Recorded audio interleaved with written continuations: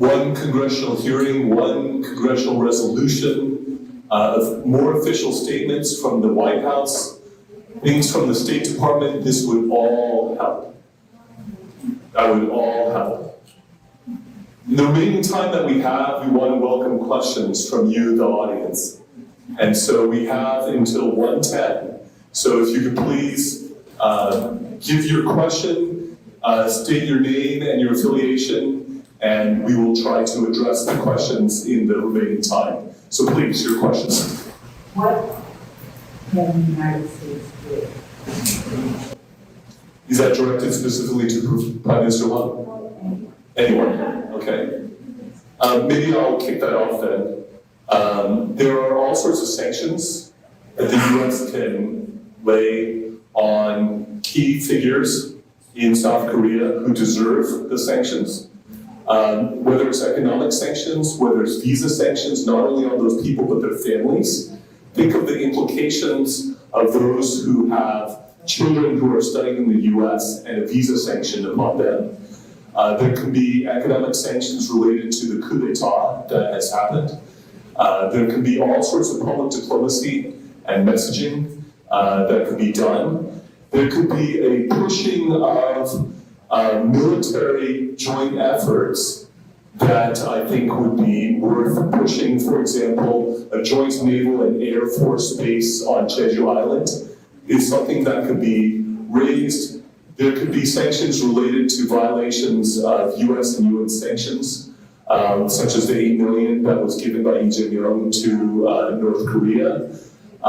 These are all examples, but let me tell you, having been part of the US government before, I know that the US government has more ability and more options and more power and more wherewithal to deal with a situation like this and any other situation in the world than any other country in the world.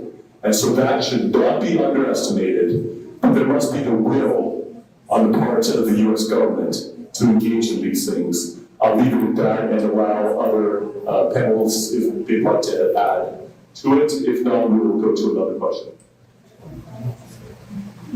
I'll just have a few comments on this. One thing that they could do is the U.S. government spends about $100 billion a year for its intelligence services.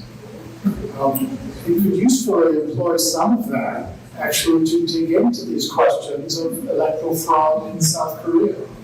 The evidence is there, a lot of it is statistical evidence, and there's no reason they couldn't actually examine the evidence and publicize the results either way. But it's a black hole, and the U.S. Embassy in Seoul, called in 2020, just said, no, nothing happened. Well, did you look at this? No, nothing happened. You understand the sort of the shortcomings, to put it mildly, in our approach. So we're really examining the electoral fraud questions and the nature of Chinese political warfare being applied to South Korea via South Korean proxies to establish, as I said, a one-party state. There should be some examination of this. And for some reason, we have a myopia towards it. That would be a very useful thing. The hearings, which Ambassador Tan mentioned, would be good as well. But really, publicity of this. And this does make a difference when the American government shows an interest, and the American media shows an interest as well. And you will find very often people in the former Soviet bloc, the Pacific Islands today, and even Nelson Mandela said, when I was in Robben Island in prison, I knew that there were people who cared and were trying to do something. It makes a huge psychological difference. It sort of helps the good guys, and it puts the bad guys on their back foot. So there are plenty of things that we can do, but we certainly want to do them. 저 긴 시간 동안 많은 말씀해 주시고 경청해 주셔서 대단히 고맙게 생각을 합니다. 보수당대사께서 답을 말씀 다 드린 것 같아요. 저 아무도 더 묻히지 않을 정도로 충분한 말씀을 하셨습니다. 말씀이 안 되신 것들만 간단하게 좀 말씀을 드리면 대한민국의 부정선거는 수사만 하면 끝납니다. 다른 거 할 것 없어요. 수사만 하면 또 저 같은 사람이 저희 공안 사건에서 조사를 했던 경험이 있는 저 같은 사람 그리고 의지만 있는 사람이 나서서 수사만 하면 제가 볼 때는 6개월 이내에 모든 팩트가 다 드러납니다. 구속될 놈들 다 구속되고 제도 개선까지 다 만들어낼 수 있는 이런 것이 바로 수사입니다. 그런데 어떻게 하더니 문재인 정부 또 이재명 정부는 수사를 안 하려고 이를 빼고 저를 빼고 있습니다. 여러 가지 선거법 제도도 악용해가면서 그렇게 하고 있습니다. 그래서 우리 국제사회에서 아니 그렇게 부정선거가 많다고 하니 수사부터 해봐라. 없으면 그건 아니냐. 이렇게 하면 될 거 아니에요. 저는 자신 있습니다. 이거 하면 6개월이면 다 끝나요. 이 간단한 걸 안 하고 있는 것이 의도가 있다고 보이지 않습니까? 그리고 또 한 가지는 저희는 이 거짓 고소고발, 거짓 또는 경고 이런 것에 대해서 그때그때 싸우고 있습니다. 그게 넘어가는 게 아니라 고소하면 말고소, 경고하면 우리가 먼저 팩트 확인을 합니다. 이 일은 어떻게 된 것이냐? 물어서 답이 나오는 것에 대해서 만약에 수사할 거는 수사를 촉구하고 국민에게 알릴 건 알리고 이렇게 저희는 지금까지 5년 가까이 싸워오면서 부정선거와 싸워오면서 불법에 해당하는 일들을 거의 하지 않았어요. 간혹은 저항권의 행사를 하기도 했지만 불법한 거 없습니다. 그래서 저희가 공격할 때마다 저희가 강력하게 대처하면서 싸워 가고 있습니다.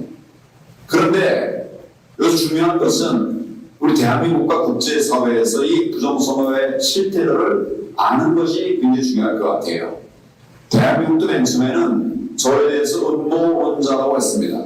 저는 평생 대한민국의 자유민주주의를 위해서 싸운 사람인데 저를 음모론자라고 하고 있어요. 나쁘게 말해 간첩이라는 말이에요. 저를 말도 안 되는 소리들이 저질러지고 있는데 한 4개월, 5개월, 4년, 5년 지나면서 이제 음모론이라는 말 자체가 거의 없어질 것 같습니다. 이제 그만하는 사람은 정말 멍청한 바보나 나쁜 의도를 가지고 있는 자 아니고는 그런 말 자체를 하지 않습니다. 왜 그렇게 얘기할 수 있는가? 대한민국의 정말 유력한 국가기관이라고 말할 수 있는 것이 국가정보원입니다. 국정원에서 이런 부정선거의 실태에 대해서 보안감사를 통해서 보안점검을 통해서 확인했고 발표까지 했습니다. 그런데도 정부에는 아무 반박을 하지 못하고 있습니다. 둘째로는 대한민국의 대통령까지 알게 됐습니다. 윤석열 대통령이 부정선거로 싸우다가 구속까지 했어요. 자기들이 제일 나쁜 아킬레스건을 건드리려고 하니까 막 서둘러가지고 거기도 절차가 어겨가면서 이렇게 구속을 해버려서 이걸 틀어막은 겁니다. 대통령보다 강력한 증인이 어디 있습니까? 또 저는 미국이 있다고 봅니다. 트럼프 대통령도 첫 번째 성공한 뒤에 두 번째 하려고 하다가 부정선거로 안 됐다, 실패했다, 당선이 못했다는 걸 알고 계속 얘기를 하고 있지 않습니까? 저희가 지금 온 것도 이런 부분들에 관해서 또 그러나 트럼프 대통령이 이제 2기 대통령으로 살 수 있는 일, 하기 어려운 일이 있을 수 있습니다. 그러나 팩트를 숨기는 분은 절대 아니죠.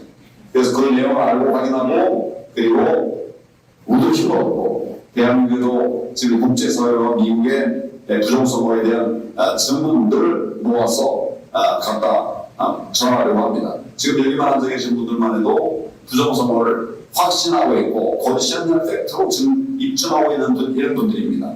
이런 귀한 얘기를 여러분들이 말씀하시는 것 같이 포함해서 대한민국에 정하고 반드시 부정선거를 막아내는 부정선거를 막는다는 것은 지금 뭐냐면 자유민주주의를 지킨다는 말입니다.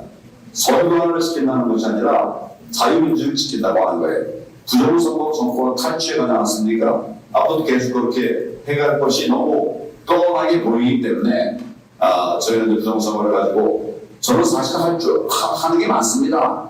부정선거만 하는 게 아니고 오랫동안 이제 정부에 있었고 또 입법 사법행위를 다 경험을 했던 그런 사람이기 때문에 다른 부분으로 할 것도 많죠. 그러나 가장 중요한 것은 부정선거로 정권을 탈취해가면 아무 소용이 없는 거예요. 아무리 좋은 인재가 후보로 나와도 그 사람 되지 않습니다. 그냥 조합된 사람들이 나라를 만들어가게 되면 그게 어떻게 나라라고 말할 수가 있겠습니까? 그럼 제일 좋은 방법이 결국은 부정선거로 사회주의 공산국가를 만들어가려고 하는데 가만히 있을 수가 없어서 제가 말씀을 드렸습니다. 경청해 주셔서 감사합니다.